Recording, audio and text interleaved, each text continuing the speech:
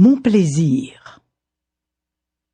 Le roi pleurait la disparition de son animal préféré, un bouc qu'il avait nommé Mon plaisir. Il promet une fortune à celui qui pourra lui apporter quelques éclaircissements sur cette mystérieuse disparition. En vérité, Malice était le coupable.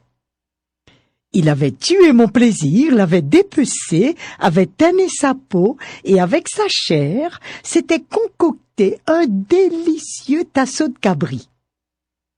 Il se présente devant le roi et lui donne le conseil suivant.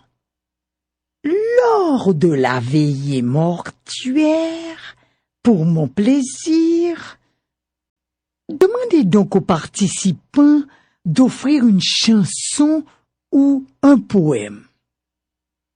Vous trouverez peut-être quelques indices qui vous éclaireraient sur la disparition de mon plaisir que vous aimiez tant.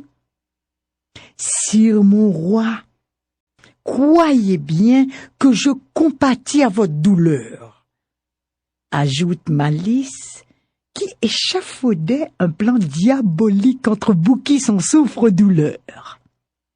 Le roi se laisse tenter par la proposition de Malice, mais néanmoins, il lui promet le pire des supplices en cas d'échec.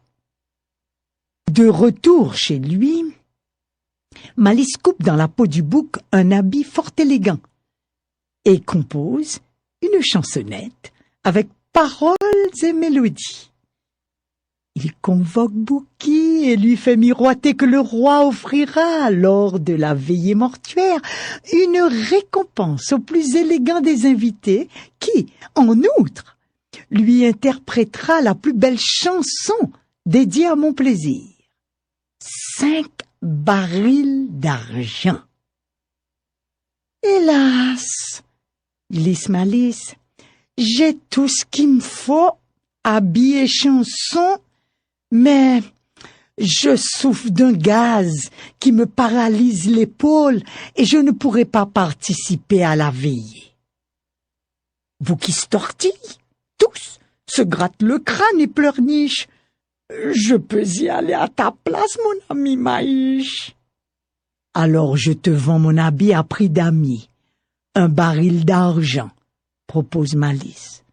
Top là, fait Bouki, et la chanson. À prix d'ami, fait Malice. 1 baril d'argent, coupe Bouki, qui très rapidement a calculé qu'il lui resterait 3 barils d'argent des 5 que lui donnerait le roi en récompense de son élégance et de son chant.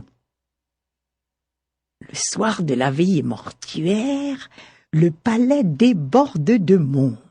Le roi n'a pas lésiné. C'est une veillée digne de celui qui lui donnait tant de plaisir. Des bœufs entiers rôtis sur de grands boucans, des porcs cuits à la broche, d'innombrables barriques de rhum coulent à flots. Bouki, gonflé comme Léon le Pont, s'avance en relevant les pans de son habit. Il arrive juste à temps pour chanter. Ouah, ouah, ouah, m'tendez, ou fayon rassembler, ou pas t'inviter moi. À m'tendez, ou pédit mon plaisir, mais police ou demain. Reng beng deng beng, mais culis ou demain. L'assistance s'agite. Le roi encourage le chanteur à donner à nouveau de la voix. Bouki s'exécute aussitôt.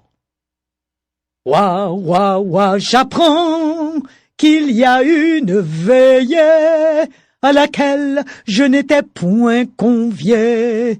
J'apprends de même la perte de mon plaisir. Voilà sa peau sur mon dos. Ring beng deng beng, voilà son cuir sur mon dos. Les invités enhardis s'approchent de Bouki, tournent autour de lui et palpent le vêtement. C'est en effet la peau de mon plaisir que le chanteur a sur le dos. Le roi ordonne aussitôt à ses gardes de s'emparer de l'assassin et de le tuer en bas, coup de bâton, en bas, coup de coco, macaque. Bouki tente de s'expliquer. C'est la faute à moi. Malice, qui s'était glissé dans l'assistance, crie aussitôt aux gardes de lui rompre les dents, de ne pas le laisser parler, sinon Bouki prononcerait une formule magique et disparaîtrait. Quand la bastonnade cesse, Bouki n'est plus qu'une masse informe. Malice, lui, reçoit 5 barils d'argent et devient conseiller du roi.